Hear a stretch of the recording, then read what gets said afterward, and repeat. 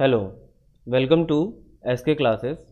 आज इस वीडियो में हम लोग जो है रोम्बस के बारे में जानेंगे और ये बेसिस होगा सिर्फ और सिर्फ क्लास 8th के बेसिस पर हम लोग आज इसको समझेंगे।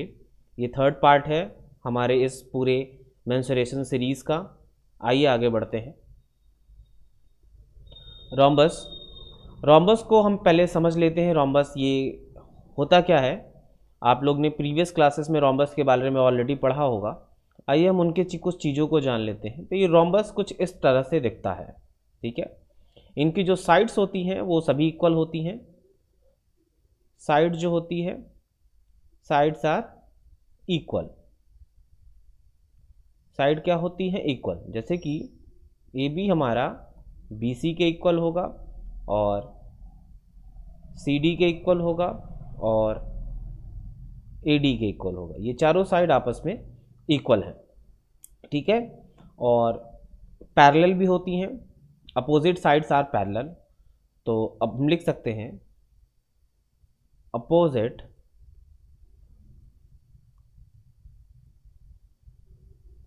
साइड्स आर पैरेलल, ठीक है। तो अपोजिट साइड कौन कौन सी पैरेलल है? ए बी जो है पैरेलल होगा सी डी के एंड बी सी जो है पैरेलल होगा ए डी के। बी सी जो है पैरेलल होगा ए डी के, ठीक है। और भी कुछ चीज़ों को जान लेते हैं।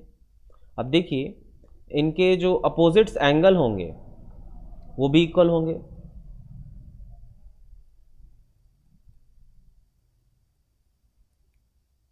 Angle are equal. जैसे कि एंगल ए जो है इक्वल होगा एंगल सी के, ठीक है।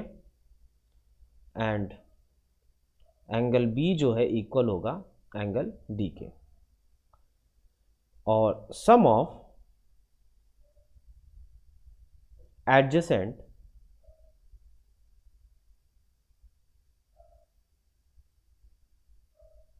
एंगल वो 180 डिग्री का होगा। आइए देख लेते हैं कैसे। अगर हम angle A plus angle B करेंगे तो 180 डिग्री का होगा। Angle B plus angle C करेंगे तो वो भी हमारा 180 डिग्री का होगा। Angle C plus angle D करेंगे तो ये भी हमारा 180 डिग्री का होगा। Angle D plus angle A करेंगे तो ये भी हमारा 180 डिग्री का होगा। तो एंगल्स हमें समझ में आ गए, ठीक है। एक चीज़ और है, वो ये है कि जो ए सी है हमारा, ए सी जो है नॉट इक्वल होगा बी डी के। क्यों? ए सी क्या है हमारा? ए सी हमारा डायगोनल है और बी सी बी डी भी हमारा क्या है? ये भी हमारा डायगोनल है। ये दोनों ही डायगोनल हैं और ये दोनों इक्वल नहीं होंगे, ठीक है। बट ये बाइसेक्ट करेंगे इक्वली, इक्वली बाइसेक्ट करेंगे। जैसे कि हम कह सकते हैं, अगर ए ओ की बात करें तो यहाँ पे हम समझा दे रहे हैं A O is equal to O C और B O is equal to O D, ठीक है। और ये एक दूसरे को बाइसेक्ट करेंगे 90 डिग्री पे, यानी कि परपेंडिकुलर।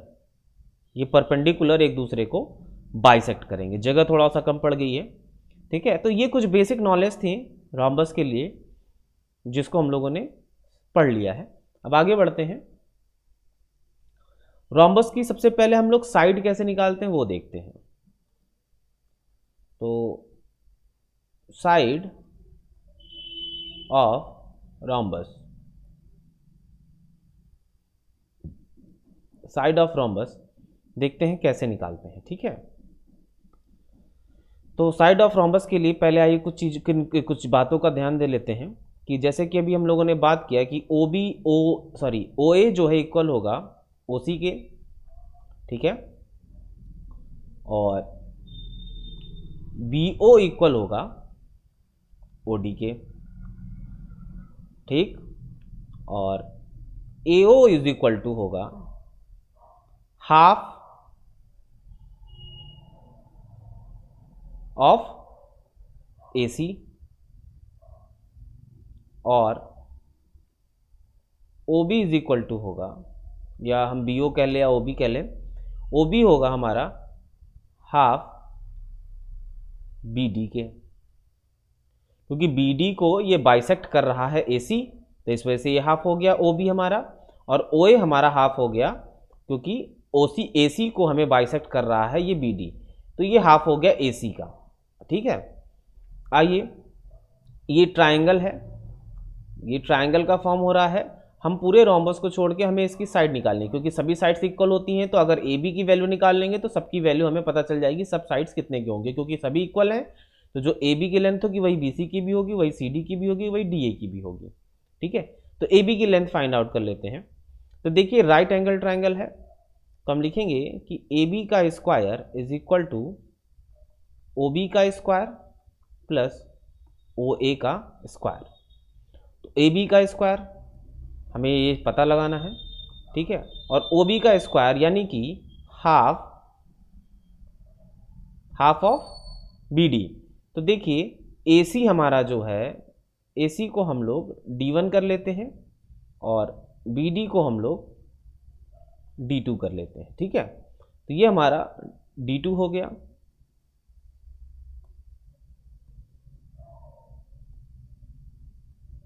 D2 का स्क्वायर प्लस हाफ D1 का स्क्वायर। तो देखिए AB is equal to under root में हाफ D1, इसको 4 कर लेते हैं, इसको मल्टीप्लाई स्क्वायर करेंगे तो 1/4 D1 का स्क्वायर प्लस 1/4 D2 का स्क्वायर।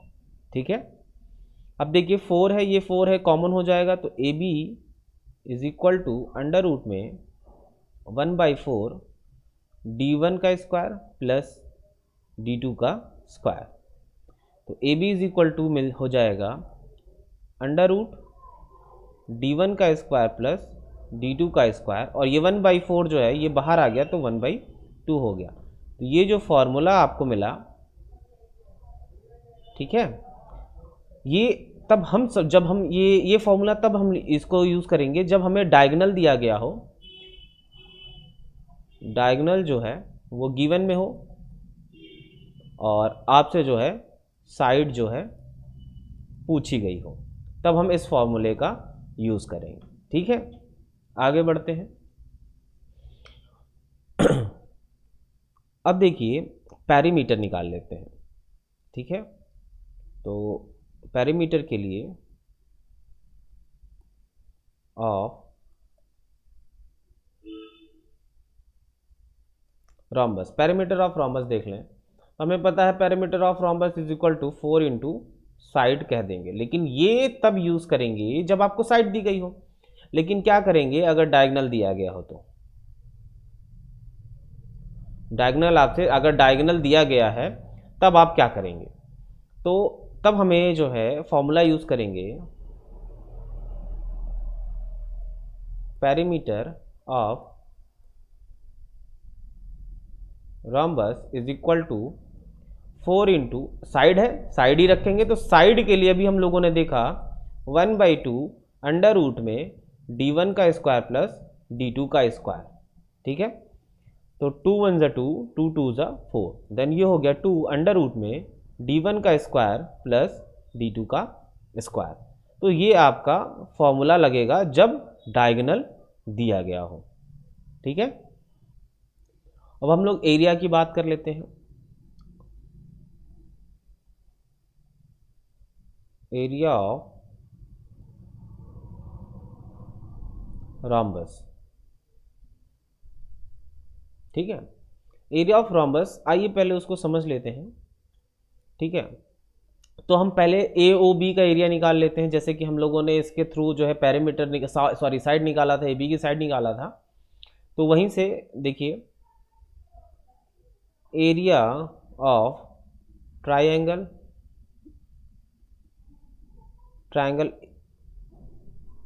AOB, तो AOB हमें पता है 90 डिग्री का है, ठीक है, तो हम लगा रहे हैं 1/2, मतलब हाफ बेस इंटू हाइट होता है, तो बेस हमारा क्या हो जाएगा, OA इंटू OB।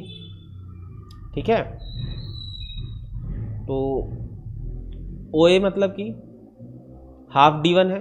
OA क्या है, अभी हम लोगों ने देखा कि इससे पहले जो हम लोगों ने OA की वैल्यू रखी थी वो हाफ क्या है, AC है, और AC बराबर D1 है। ठीक है, तो ये क्या हो गया, half,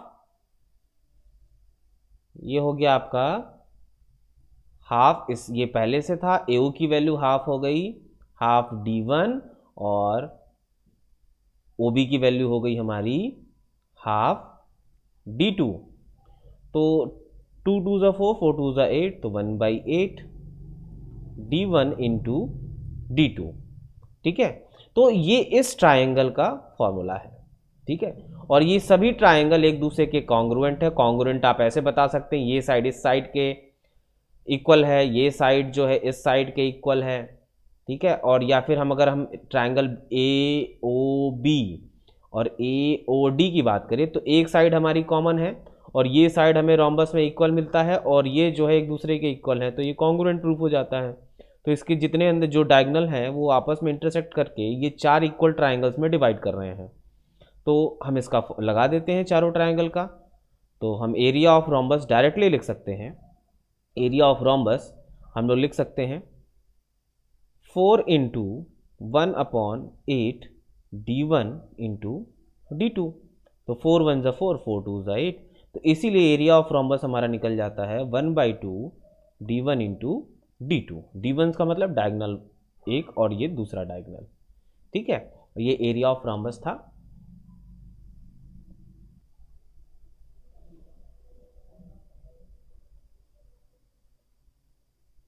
area of rhombus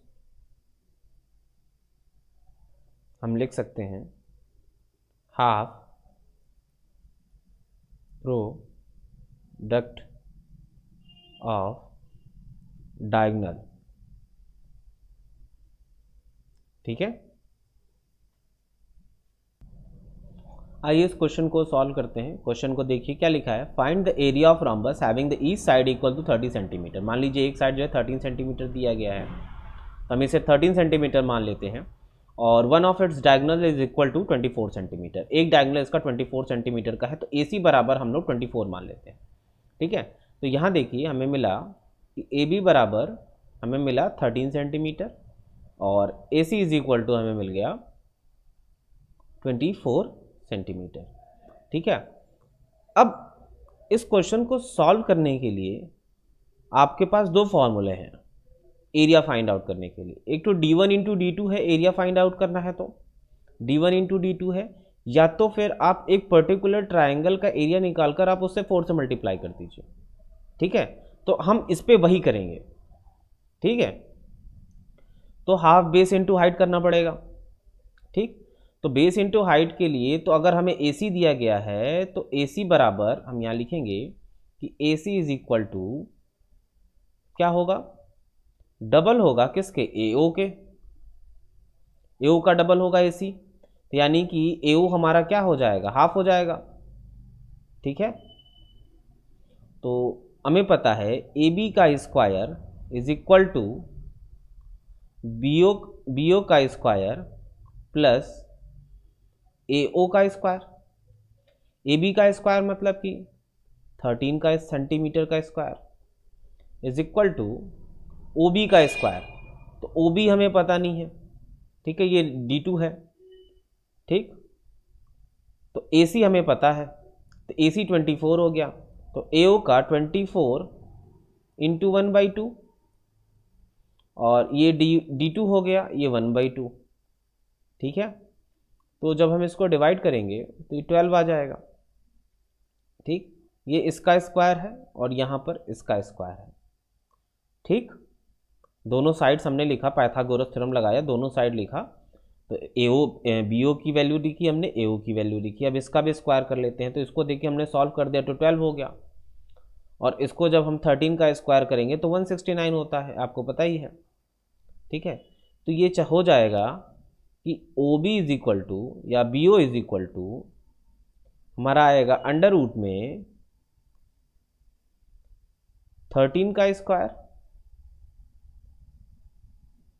plus 12 का स्क्वायर। ठीक है, 13 का स्क्वायर 169 और 144, तो इसको सब्ट्रैक्ट करेंगे तो हमारा आएगा अंडर रूट में 25, और इसको भी जब बाहर करेंगे तो ये 5 सेंटीमीटर हमें वैल्यू मिल जाएगी। तो ये जो वैल्यू थी ये बी ओ की वैल्यू थी, तो हमने बी ओ ही रहने दिया, इस वैल्यू को नहीं लिखा यहाँ, इसकी जगह पे हम लोगों ने बी ओ ही रहने दिया। ठीक है, इसको हम करेक्ट कर देते हैं। ये हमारा यहाँ पर बी ओ का स्क्वायर ही हमने रहने दिया। ठीक है, तो ये जब इधर आया, ये इधर गया, तो इस तरीके से ये बन गया। ठीक है, तो अब देख लीजिए बी डी, अब हमें पता है कि बी डी जो है वो डबल होगा बी ओ के, तो हम 2 × 5 कर सकते हैं, 5 सेंटीमीटर। इसका मतलब कि हमें 10 सेंटीमीटर हमें बी डी मिल गया। अब जब दोनों साइड हमें मिल ही गई है तो हम डायरेक्ट फॉर्मूला यूज़ कर लेते हैं। तो क्या है, एरिया ऑफ रॉम्बस क्या होता है, हाफ d1 × d2। तो हाफ कर दिया, d1 हमारा 10 सेंटीमीटर और d2 हमारा, सॉरी हाफ नहीं होगा, d2 हो जाएगा हमारा 24 सेंटीमीटर। 2 से इसको डिवाइड कर दिया और 25 × 4 कर दिए, तो 120 सेंटीमीटर स्क्वायर ये हमको एरिया मिल गया। ठीक, आइए इस क्वेश्चन को देखते हैं। एरिया ऑफ रोम्बस आपको 24 सेंटीमीटर स्क्वायर दिया गया है, डायगोनल आपको 4 सेंटीमीटर दिया गया है, parameter of the rhombus find out करना है। तो आप पहले फॉर्मूला लगाएंगे एरिया ऑफ रोम्बस का। एरिया ऑफ रोम्बस कितना होगा, हाफ d1 × d2। तो d1 सपोज 4 सेंटीमीटर दिया गया, एरिया ऑफ रोम्बस आपको पता है 24 centimetre square is equal to 1/2 4 centimetre into d2। Then d2 is equal to 2 1 ज़ा 2, 2 2 ज़ा 4, 2 1 ज़ा 2 और 2 12 ज़ा 24। तो आपका ये हो गया 12 सेंटीमीटर। d2 आपका कितना आ गया, 12 सेंटीमीटर। अब पैरीमीटर लगा लेते हैं। पैरीमीटर ऑफ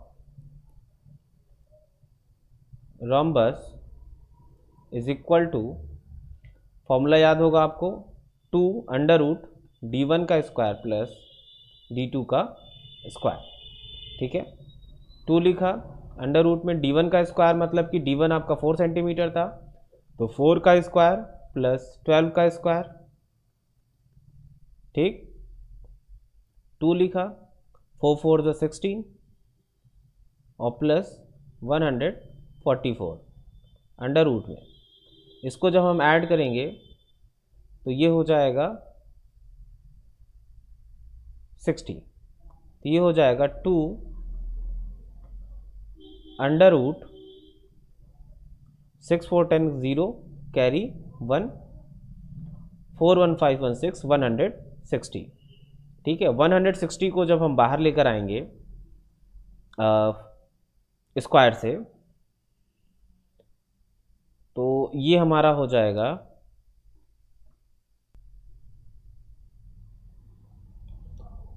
16 को 160 को 16 × 10 लिख सकते हैं। ठीक है, अगर हम इसको यहाँ से हटा दें तो हम इसको ऐसा लिख सकते हैं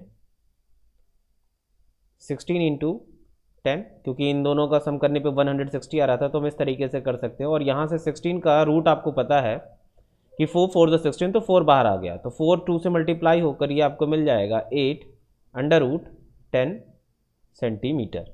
ये आपका पैरीमीटर है। ठीक है, ये क्वेश्चंस भी हो गए सॉल्व। ठीक है, ये 3 क्वेश्चन हैं, ये 3 क्वेश्चन आपको सॉल्व करना है। पहला क्वेश्चन में डायगोनल दिया गया है रोम्बस का, ठीक है, दोनों डायगोनल दिए गए हैं, एरिया फाइंड आउट करना है, बहुत इजी, आप आसानी से कर लेंगे। एरिया ऑफ रोम्बस दिया गया है यहाँ पर, पैरीमीटर दिया गया है, और इसका एल्टीट्यूड आपको फाइंड आउट करना है। ये आप लोग हमें इस क्वेश्चन का आंसर आप हमें कमेंट बॉक्स में बताएंगे। द फील्ड यहाँ पर जो है रोम्बस जो है दिया गया है, लेंथ जो है 64 मीटर है और एल्टीट्यूड दिया गया है, ठीक है। और what is the side of the square field which has to the same area of the rhombus, तो साइड बताना है कि किस साइड, अगर हम इस फील्ड को, ये जो रोम्बस के जो एरिया है उतने ही एरिया का स्क्वायर फील्ड का क्या साइड होगा। सपोज दैट ये रोम्बस है, ठीक है, इसका जो एरिया निकला और ये स्क्वायर का एरिया, दोनों का एरिया अगर सेम है, आप सेम करके और इनके साइड को आपको बताना पड़ेगा कि इसकी साइड क्या होगी। इसकी साइड नहीं बतानी है हमें, स्क्वायर की साइड बतानी है क्या होगा। अगर ये आपसे नहीं होगा या कोई प्रॉब्लम आएगी तो आप हमें कमेंट सेक्शन बताइएगा, हम इसको सॉल्व करके आपको आंसर बता देंगे, या फिर हम डाउट सेशन रखेंगे, डाउट सेशन में आप लोग जो है इस क्वेश्चन को पूछ सकते हैं। Thank you.